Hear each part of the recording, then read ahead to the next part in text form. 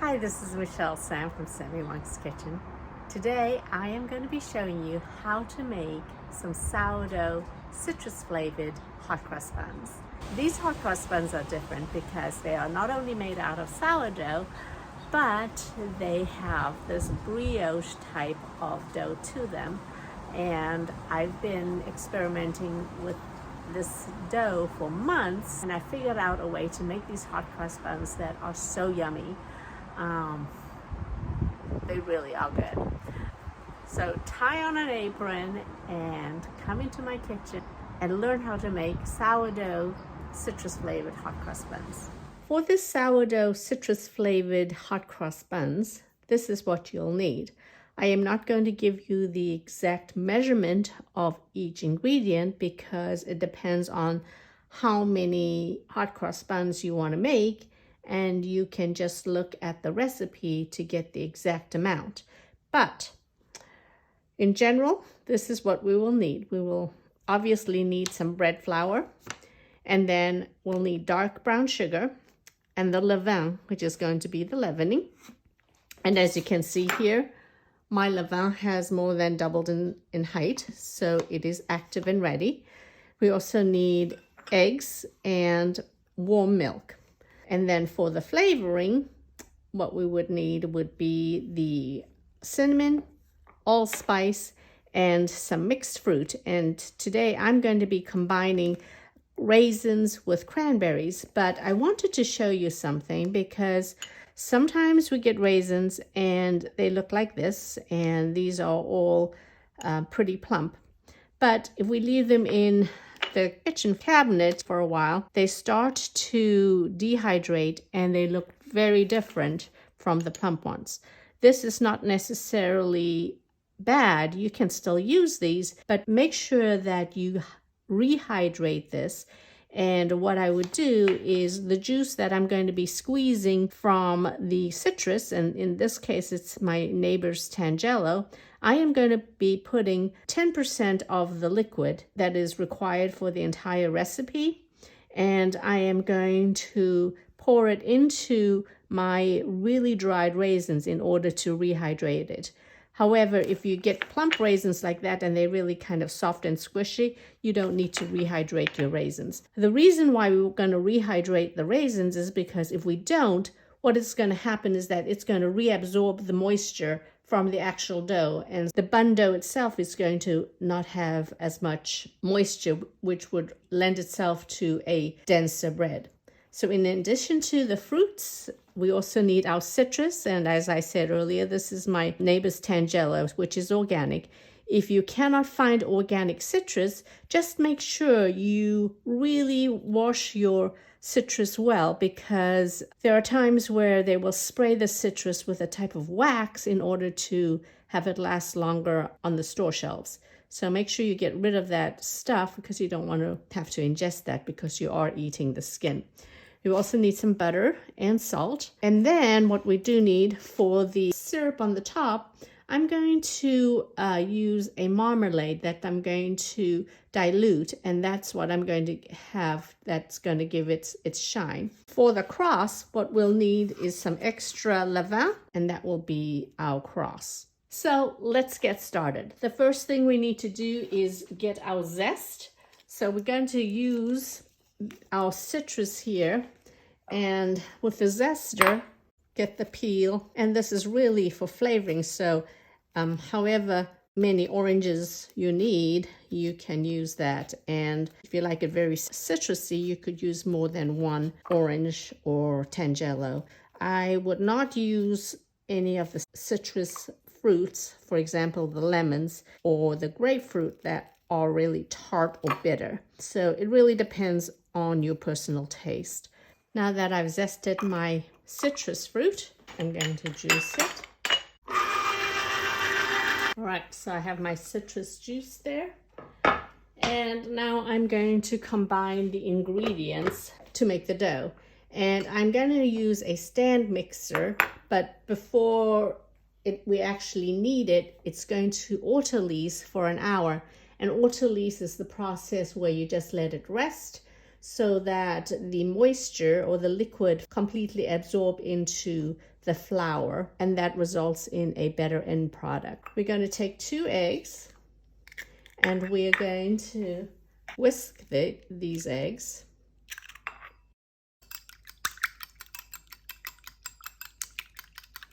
And from my egg mixture, I'm going to take approximately 2 tablespoons of this egg mixture out. And we're going to save this as the egg wash. And this will be applied onto our buns right before baking.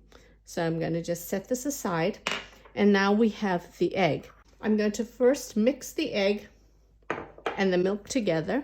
And the milk is warm, but not hot. We don't want hot milk because for one thing, it's going to kill your levain, and for another, it's going to actually curdle your egg.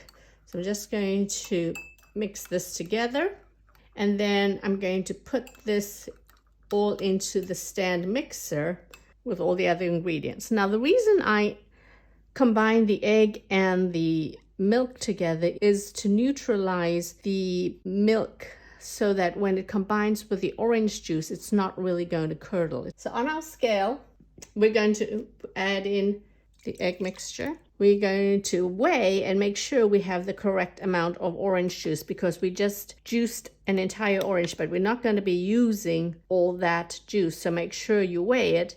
And the mils and the grams are approximately the same. Depending on the quantity of buns you're making, the amount of orange juice will differ. I'm going to tear it, and I'm going to put my levain. And you'll know that your levain is ready when it's doubled or tripled in size, but another way you can test whether your levain is ready is by what they call the float test. And because the levain, as you can see here, is full of air, it is very buoyant, so it should float. See how it's floating?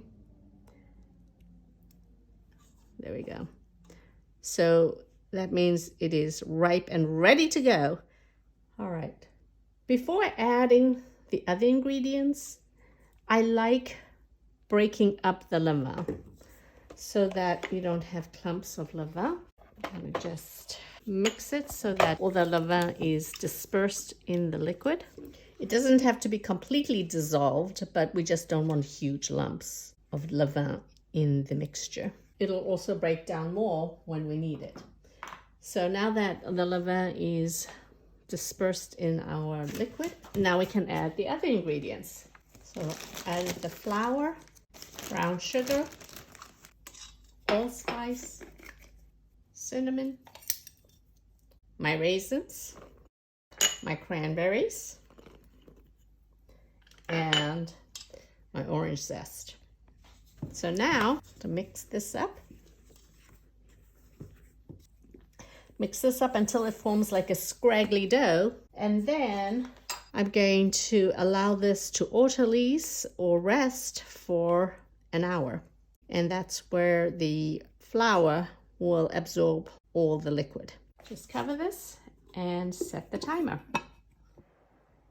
After an hour, this is what the dough looks like.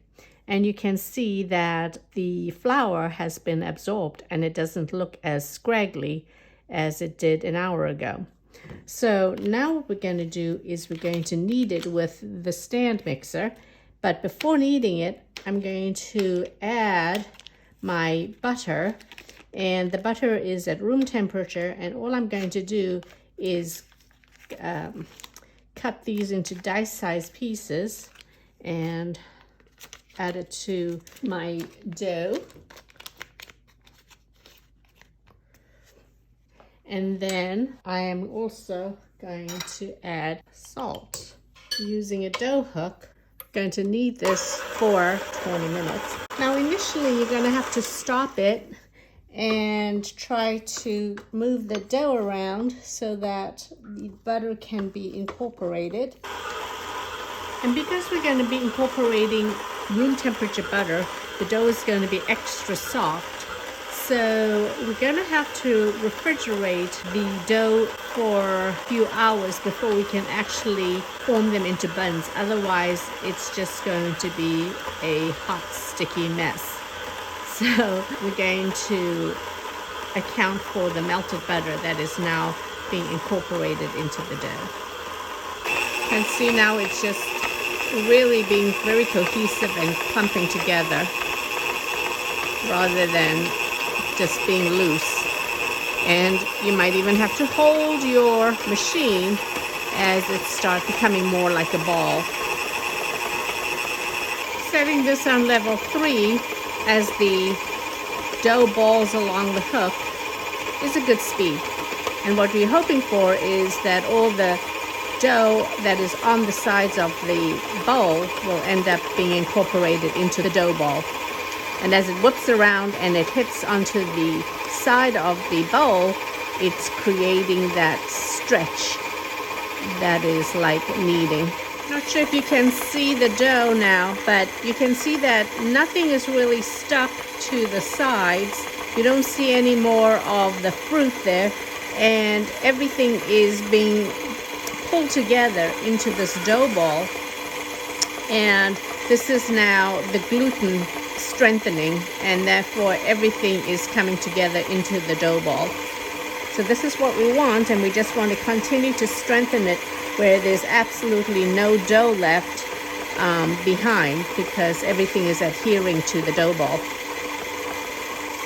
Okay, at the end of 20 minutes, you can see that everything is adhering to itself. And we're going to stop it and show you what it looks like. So you can see there's no dough on the side. It's all formed into this ball. And I'm going to get the hook out. The dough is warm because it's been beating against the bowl for 20 minutes. But one way you can tell whether you've developed enough gluten is what they call the window pane test.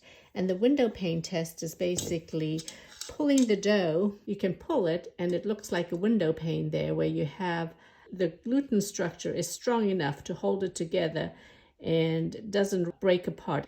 That's when you know that you have really good gluten structure. So this is called the window pane test. And you can see that you have this window pane and our dough is not breaking. So it's passing the window pane test. All right, so now what I'm going to do is take my dough, and it is sticky. So we don't really want to work with a very sticky dough. There's enough gluten structure so it is manageable. But for people who are not used to a very soft dough, this could be quite challenging. So what I prefer to do is take this dough and refrigerate this ball for an hour. It's been an hour, and here is my dough. So first, I'm going to weigh my dough and then divide it into equal pieces and then place them on a prepared baking pan. And here I've just put some parchment paper, but you can always butter the pan. Allow your hands a little bit. I'm going to weigh my dough, and 1 hour of cooling is just enough time to get it to be manageable, but it ideally would require a little more time. I'm going to weigh, so 946, so just under 80 grams for each bun.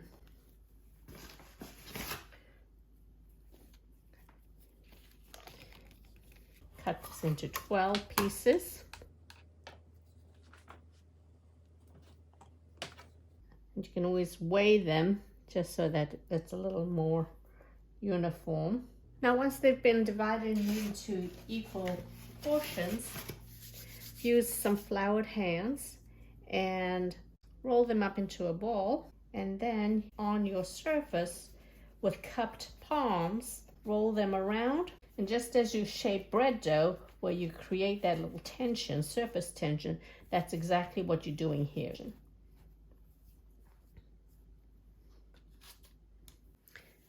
And if you get adept at rolling the balls, you can do it with both hands. I can tell this one's ready, but this one's not. And now that I've placed all my buns into my prepared container, I'm going to put it into a plastic bag and then I am going to refrigerate it overnight, and that's where it's going to be doing its bulk fermentation. All right, so for the egg, I'm going to save this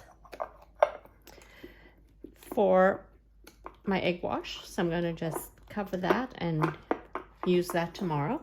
And then I'm going to need 100 grams of levain that's going to be used for doing the crosses. So I'm going to put this directly into a plastic bag. So what I'm going to do is put 100 grams here, and then the rest that is left as levain is actually my mother that I'm going to feed to keep my starter going. So here is my little bag of levain that I'm going to use for my cross when I make my buns, and this is what's left over for me to feed for my future sourdough starter. After it has bulk fermented in the refrigerator overnight, bring it to room temperature and allow to further proof for 3 more hours before putting it in the oven. This time it should start to expand because now the butter is going to be less of an inhibitor, since the butter is going to be at room temperature versus a cold solid state in the refrigerator. Make sure that you take out your bag of levain that is going to be part of the cross on the hot cross buns and allow that to come to room temperature. So as the oven is preheating, we're going to put the crosses on our buns as well as give it an egg wash, and the egg wash just helps it make it look shiny. So here was the 2 tablespoons of leftover egg wash that we had refrigerated. I'm going to add a tablespoon of water, and then I am going to add the egg wash with a brush to all the hot cross buns. Here is the levain that we had put into the bag, and it has been coming to room temperature. So what's nice about it is that you can just use this particular bag as the dispenser or your piping bag for the cross. And you're going to cut a small little corner off of the bag, and just make sure you discard this so it's not going to find itself onto the buns. And then all we're going to do is pipe this.